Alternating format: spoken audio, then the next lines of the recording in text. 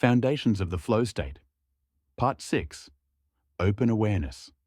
Commenting on the phenomena of motion-induced blindness, the scientist John Whitfield famously said, "A brain in doubt leaves it out."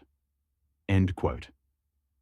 For performance to be optimized, it's important to be seeing things as they are, being aware of what is really happening without distorting or ignoring those aspects that are not desirable.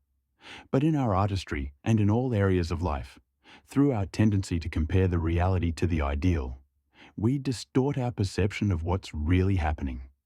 By casting comparisons in such a way, we are clouding our awareness of what's really happening.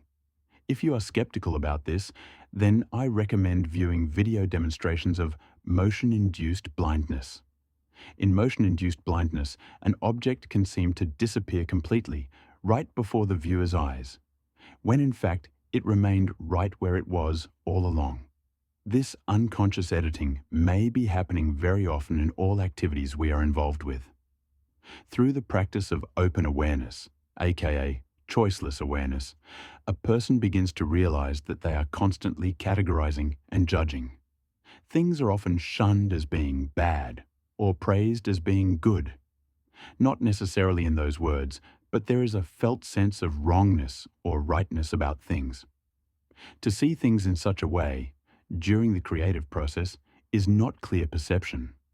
It is a distorted version of reality in which everything is perceived in relation to rules and formulas, likes and dislikes. Conforming to the right way of doing things can lead to a loss of beauty and of free expression in the art form. Even in sports, judgment can decrease performance as the player becomes overly rigid and attempts to force his body to repeat the desired pattern of movement, the right way, rather than to trust his body to adapt spontaneously to the moment. In the judging mind, we see events as good, liked, bad, disliked, and neutral. The stuff we don't want to see or know about is thought to be bad, and therefore we conveniently shun it and consequently lose awareness of it as it escapes the conscious mind. What we consider to be neutral, we consider to be unimportant, and so we ignore it, and it slips out of our conscious awareness. The things we desire, we think of as good, and so we try hard to focus on them and to repeat their occurrence. Focus then becomes too narrow, and awareness of the full reality in front of us is lost. Progress is stagnated in all three of these scenarios. In artistry, it's important to have a clear image of the desired outcome and to be aware of how closely the performance matches up with that intention. But what is not effective is to ignore what is undesirable. If the unwanted aspects are ignored, the ability for the conscious and the unconscious to cooperate effectively is limited. Alternatively, if things are seen in open awareness, then the unconscious processes have the opportunity to learn from or respond to that input.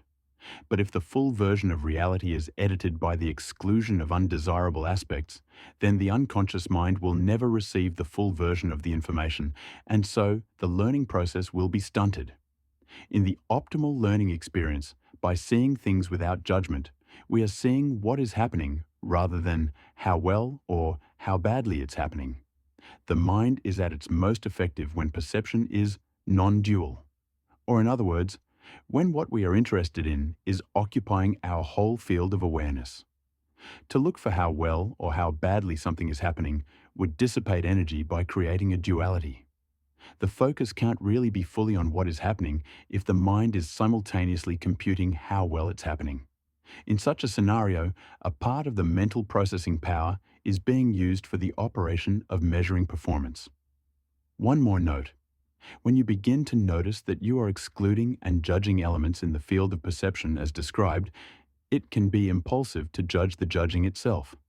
It is a bit of a kick to the ego when we notice that we have this tendency to be so precious that we need to shut things out. But to judge the judging itself would just reinforce the same process all over again. So it's best just to let the judging, categorizing, and exclusion fall away on its own in the light of awareness. To learn more about mastery and the creative process, please continue listening to this series. Hit like and subscribe for future episodes.